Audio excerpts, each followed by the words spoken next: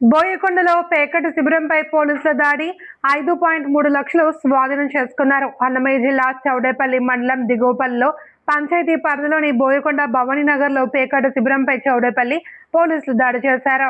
పేకట ఆడుతున్న 24 మందిని అదుపులోకి తీసుకుని వారి నుండి 5,33,000 నగదు, 52 పేక ముక్కలు, 18 సెల్ ఫోన్లు, 3 కార్లు, పేకటకు ఉపయోగించిన ప్లాస్టిక్ సంచిని స్వాధీనం చేసుకున్నారు. Chowdepalli rural circle inspector P Sai Prasad ఆధ్వర్యంలో ఈ దాడి నిర్వహించారు. చౌడేపల్లి పోలీస్ స్టేషన్ ఎస్ఐజీ చిన్నరెడ్డెప్పతో పాటు హెడ్ కానిస్టేబుల్ పాల్గొన్నారు. వివరాల ప్రకారం బోయకొండ భవానీ నగర్లోని డిష్ సూరి రూముల వెనుక బహిరంగ ప్రదేశంలో కరెంటు పోల్ లైట్ కింద పేకట ఆడుతున్నట్లు సమాచారం అందడంతో దాడి చేశారు.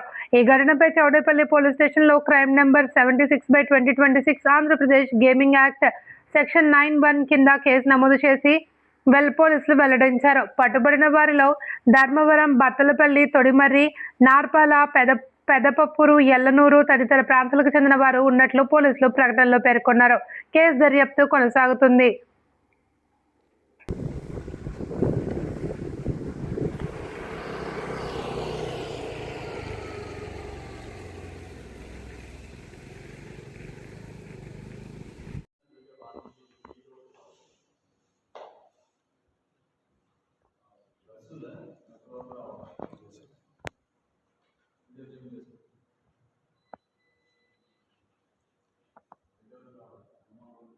వచ్చి చక్కగా వీళ్ళు పిలిగ్రిమ్స్లోకి వచ్చి పిలిగ్రిమ్స్ ముసుగులో ఈ ప్యాకెట్లు ఆడుకోవడం ఇవన్నీ చేయడం జరుగుతుంది. మనం ఏమనుకుంటాం, పిలిగ్రిమ్స్ అనుకుంటాం.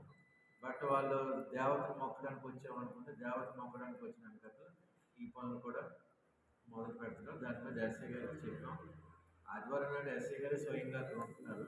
కానీ మిగతా రోజుల్లో కూడా జరుగుతుంది కాబట్టి రెగ్యులర్గా ఒక బీట్ రోడ్ పెట్టమని, ఖాళీగా ఉన్న మనుషులు ఉంటారు కదా స్టేషన్లో, వాళ్ళకి రెగ్యులర్గా బీట్ అక్కడ పెట్టాలి. ఇది ప్యాకెట్ ఇంకా అసాంఘిక కార్యక్రమాలు ఏమైనా జరగచ్చు కాబట్టి ముందుకుండా అది చేసి, అంటే యాక్చువల్గా సీసీ కెమెరాస్ ఉన్నాయి, ఇంకా కొద్ది పగడబందీగా చేయమని ఎస్ఐ గారు నేను చెప్పాను. ఇక ముందు ఇలాంటివి జరగకుండా జరిగినా మీకు చెప్పాను కదా, ఆర్గనైజ్డ్ క్రైమ్ అనేసి ఒక స్పెషల్గా ఒక సెక్షన్ ఉంది, అది ప్రయోగిస్తాం. అందరూ సెట్ అయిపోయింది. Okay sir.